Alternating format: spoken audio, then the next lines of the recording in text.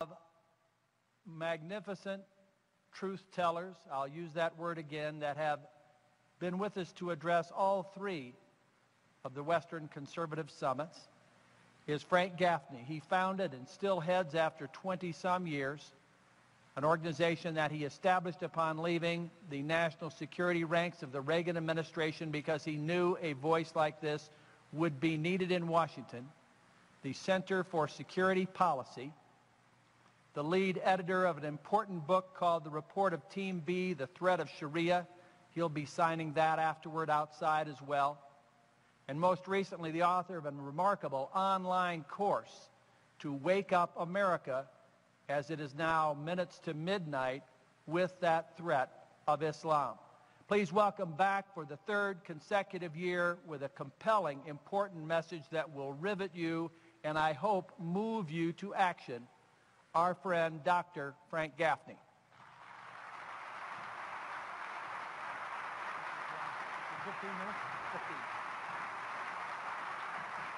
Thank you.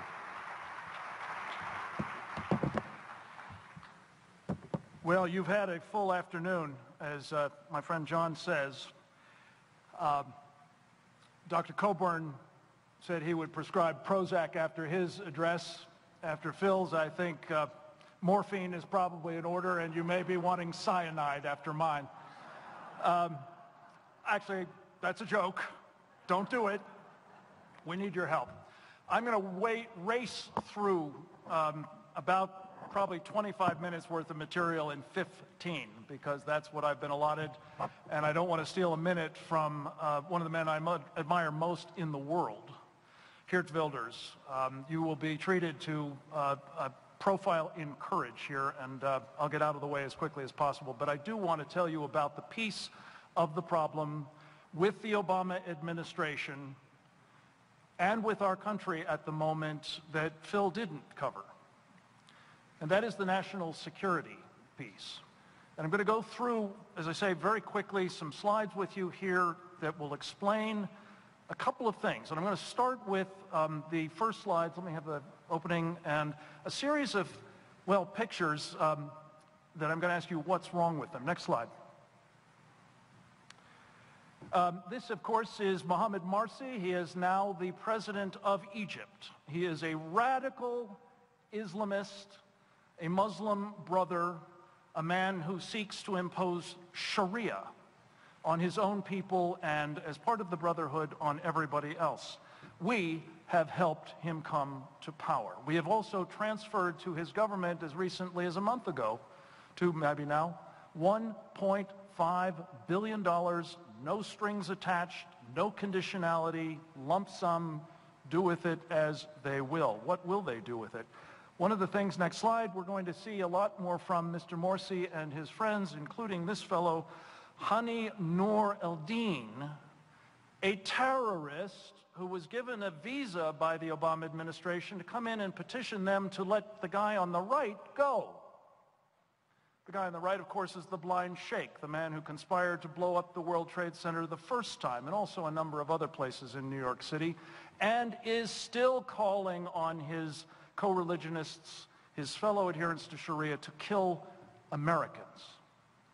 The fact that the Obama administration is even dignifying this request, let alone actively considering it, is scandalous, but symptomatic. Next slide. This is one of my favorite pictures. It's, of course, next slide, if we can there.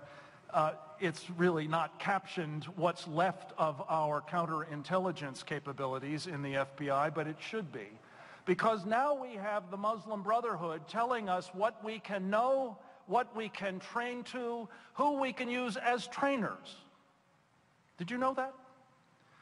700 documents have been shredded under Mr. Mueller's direction, 300 briefings, because they might give offense to the Muslim Brotherhood. And now we're consulting with them about making sure that we don't do that. This would be, I'm of a certain age, as some of you are, like having the KGB tell us what we can know and think and do about Soviet communism. It's madness. Next slide. This gentleman, of course, you're familiar with, but did you know he was involved in workplace violence? Yes, That's the finding of an after-action report being tried in connection with that kind of thing, killing 14 of our countrymen, wounding many others.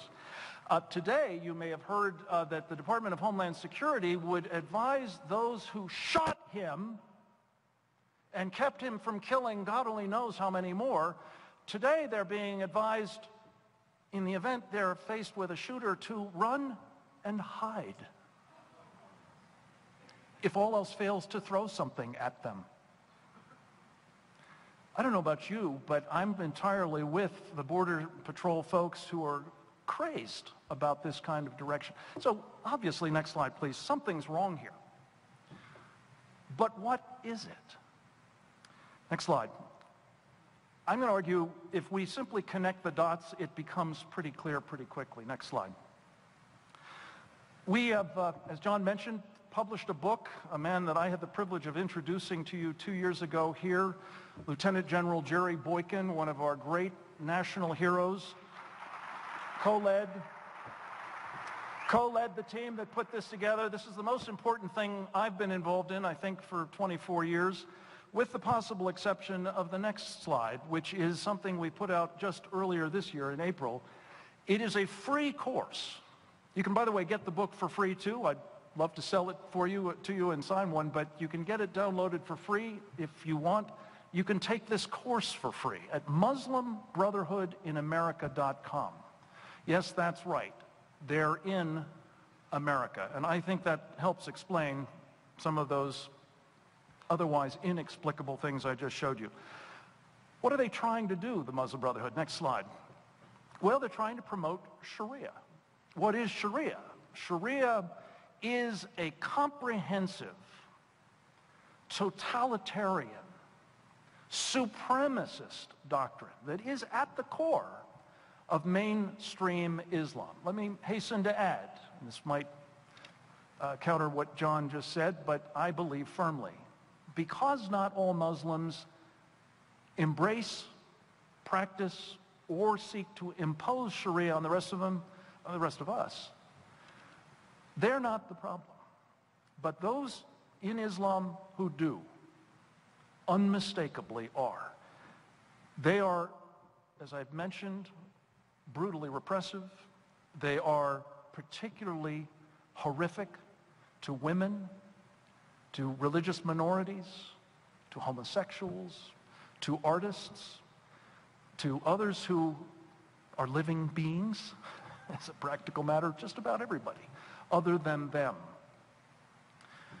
And the trouble is they seek, as I said, to impose this doctrine worldwide. And in fact, next slide, the Brotherhood is the driving force internationally now, not just in Egypt or Tunisia or Libya or shortly probably in Syria, maybe Bahrain, Yemen, Jordan, perhaps Saudi Arabia, Kuwait, who knows where all else, but also elsewhere in the world.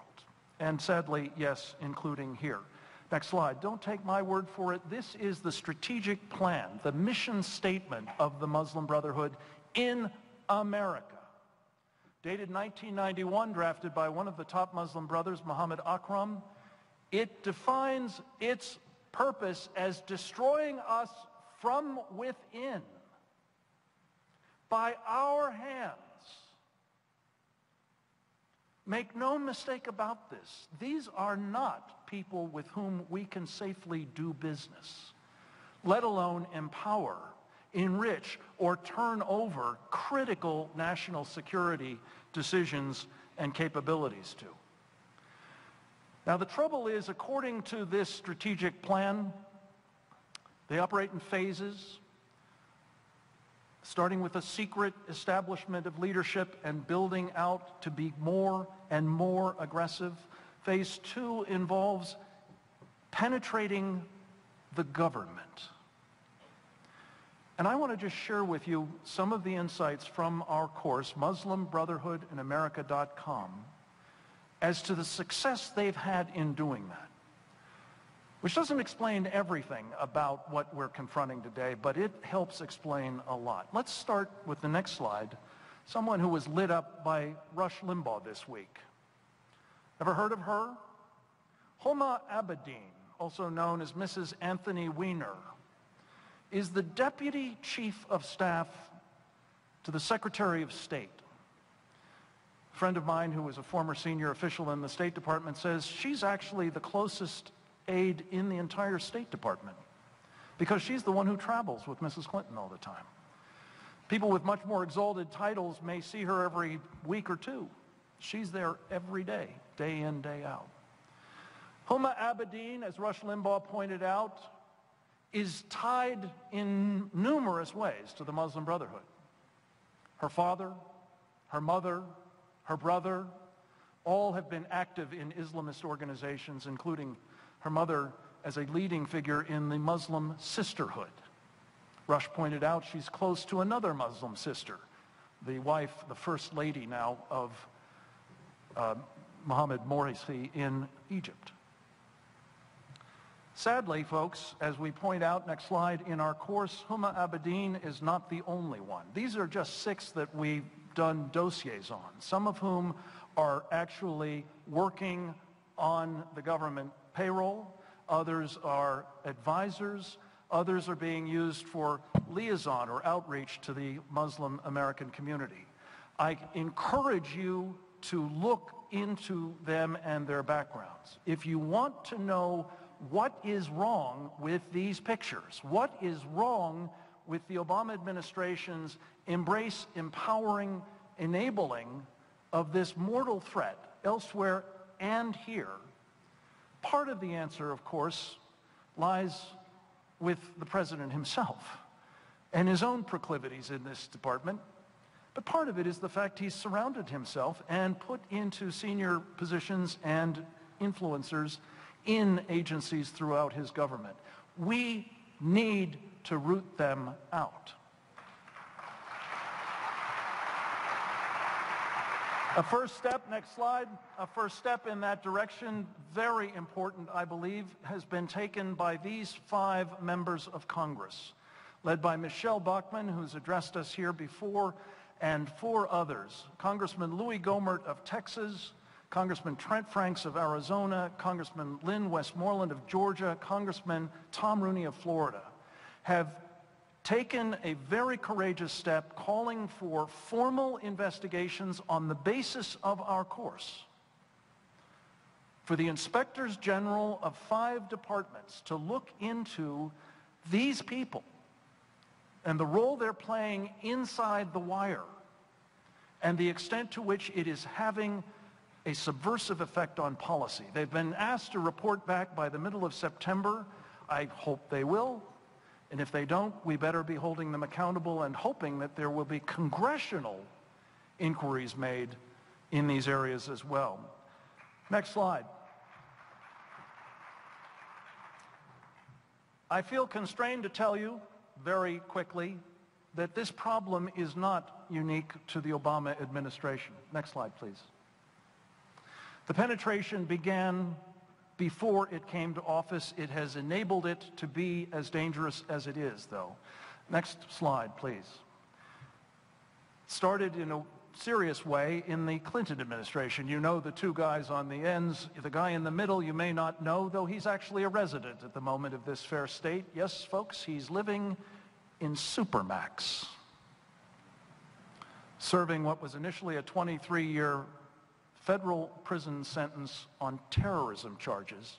And this chap, the Clinton administration, thought fit to have create and select and train and credential chaplains for the United States military and the U.S. prison system. He's in prison. His chaplains, I'm afraid, are still at work, which is kind of a problem. Next slide. This is also kind of a problem. In 1998, that same fellow, a top Muslim Brotherhood figure, an al-Qaeda financier, lashed up with a guy most of you know and think of as a great American conservative for his work on tax issues, Grover Norquist. He started with him something called the Islamic Free Market Institute. I happen to have tumbled upon this because I wound up renting space from Grover Norquist for 7